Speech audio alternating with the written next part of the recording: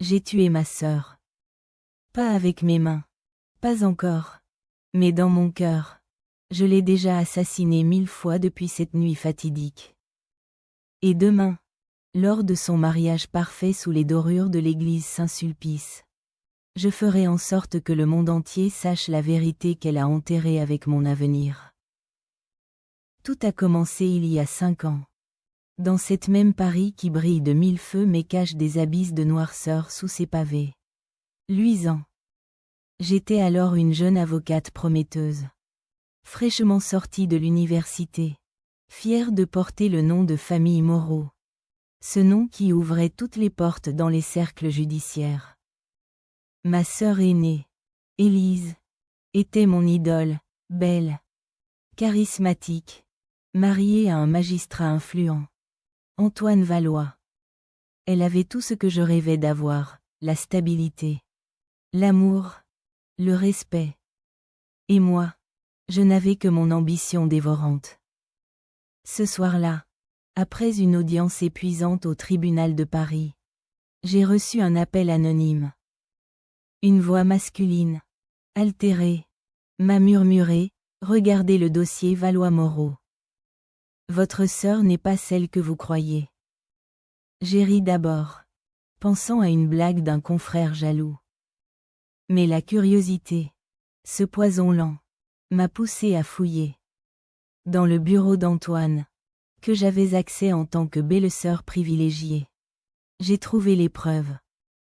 Des documents falsifiés, des témoignages achetés, un accident de voiture que l'on avait attribué à un conducteur ivre, moi. Oui, moi. Cette nuit où j'avais bu un verre de trop après une fête d'anniversaire. Où j'avais pris le volant pour rentrer chez moi. L'accident avait tué un piéton. Un homme sans importance aux yeux de la justice bourgeoise. Mais Élise, pour protéger son mariage naissant, pour éviter que le scandale n'éclabousse Antoine alors en pleine ascension, avait tout manigancé. Elle avait payé des témoins pour me désigner comme la coupable principale. Alors que c'était elle qui conduisait réellement cette nuit-là.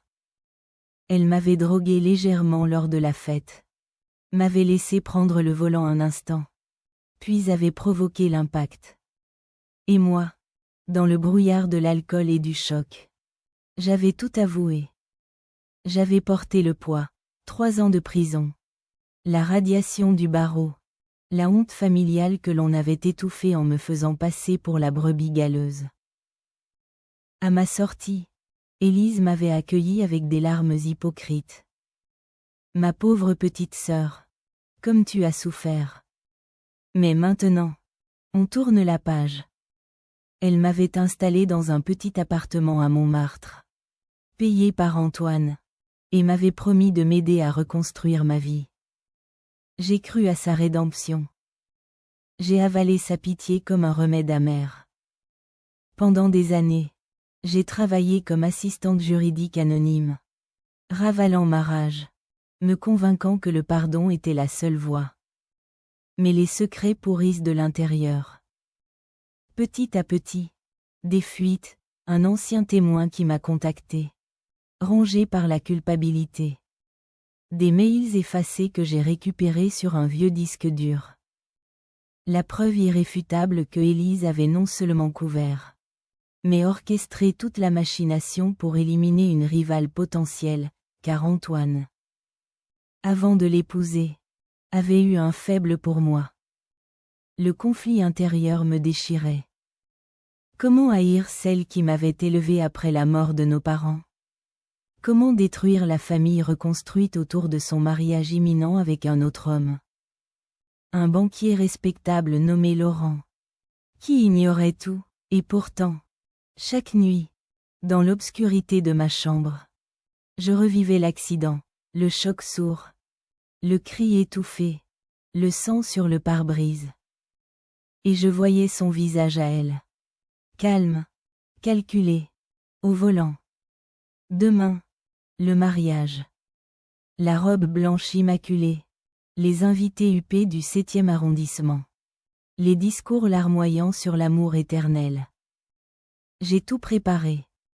Une enveloppe anonyme envoyée aux journaux. Des preuves irréfutables remises à un journaliste d'investigation. Et moi, je serai là, parmi les invités, souriante, pour assister à l'effondrement.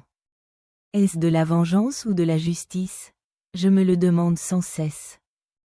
Si je révèle tout, je détruis non seulement Élise, mais aussi Laurent, innocent dans cette histoire, et peut-être même la mémoire de nos parents. Mais si je me tais, je me condamne à vie à porter le fardeau qu'elle m'a imposé. La trahison est un venin qui circule dans les veines familiales. Et je sens qu'il me tue à petit feu. Ce soir, seul dans mon appartement, je regarde la Seine scintiller au loin. Paris, cette ville des lumières qui masque tant d'ombres. Demain, tout changera. Ou rien. Selon ce que je déciderai à la dernière seconde. Le téléphone a sonné à minuit. Comme un présage. C'était maman. La voix tremblante. Viens tout de suite. Ma chérie. Il y a quelque chose que tu dois savoir avant demain. Maman. Qui n'avait jamais remis en question la version d'Élise. Qui m'avait visité en prison avec des yeux pleins de reproches voilés. J'ai enfilé un manteau et descendu les escaliers de Montmartre en courant. Le cœur battant la chamade. Les rues étaient désertes, humides de la pluie fine qui rend Paris si mélancolique. Dans le métro, je me suis répété les mots. Et si maman savait? Et si elle avait toujours su? Chez elle, dans l'appartement haussmannien du 16e où nous avions grandi. Elle m'attendait, pâle comme un fantôme. Assieds-toi, Camille. Ses mains tremblaient en me tendant une tasse de thé. Puis, sans préambule, Élise n'est pas ta sœur. Pas biologiquement.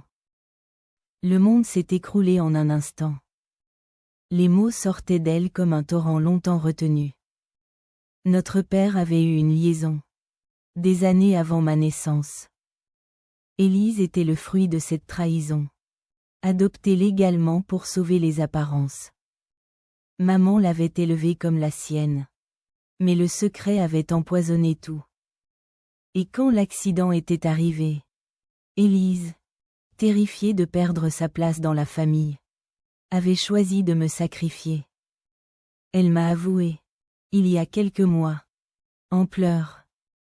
Elle disait que c'était pour protéger tout le monde. Mais je vois maintenant que c'était pour elle seule. Maman pleurait. Et moi, je restais figée. Pas de larmes. Juste une rage froide qui montait. Pourquoi me le dire maintenant? À la veille du mariage? Parce que je ne peux pas la laisser continuer. Laurent mérite la vérité. Et toi aussi. Le conflit intérieur explosait. Élise, pas ma vraie sœur. Cela rendait sa trahison encore plus monstrueuse. Ou moins personnelle, était-ce une excuse pour ma vengeance? Ou un frein, si je révélais tout? Je détruirais aussi maman. Qui avait porté ce secret seul? Je suis rentrée à l'aube. L'esprit en feu. Les preuves que j'avais rassemblées prenaient une nouvelle dimension. Ce n'était plus seulement l'accident, mais une vie entière de mensonges. Élise avait toujours su. Probablement. Elle m'avait haï pour être la vraie fille. Celle légitime. Le mariage approchait. Les répétitions à l'église. Les essayages. J'y étais invitée comme demoiselle d'honneur. Ironie cruelle. Élise m'avait serrée dans ses bras. Tu es ma petite sœur chérie. Malgré tout ce qui s'est passé. Ses yeux. Si faux. Dans ma tête. Les voix se battaient. Pardonner? Impossible. Mais détruire? Et si Laurent était complice? Non. Il semblait sincère. Et les invités? Les amis? La société parisienne qui jugerait? Je me suis mise à douter. La vengeance est-elle libération ou prison éternelle? Je revivais la prison. Les barreaux. L'humiliation. Élise méritait-elle le même sort? Pourtant, une partie de moi jubilait à l'idée de son visage quand tout s'effondrerait. L'église bondée, le prêtre au milieu de la cérémonie, et l'irruption de la police. Ou simplement une lettre lue à voix haute. Non, trop théâtral. J'avais opté pour la subtilité, les preuves envoyées anonymement. Mais maintenant, avec la révélation de maman, tout changeait. Je l'ai rappelé. Ne dis rien pour l'instant. Laisse-moi gérer. Elle a accepté. Brisée. Seule, je marchais le long de la Seine. Paris au petit matin. Les boulangers qui ouvrent. Les joggers. Une normalité qui contrastait avec le chaos en moi. Élise m'appela plus tard, prête pour demain. Petite sœur, tout sera parfait. Sa voix sucrée. Je répondis calmement, oui. Tout sera inoubliable. Le soir, je finalisais le plan. Twist, j'ajouterai la preuve de sa bastardise. Non pour blesser maman, mais pour qu'Élise comprenne ce que c'est d'être déracinée. Mais au fond, je savais que la vengeance ne guérit rien. Elle creuse plus profond.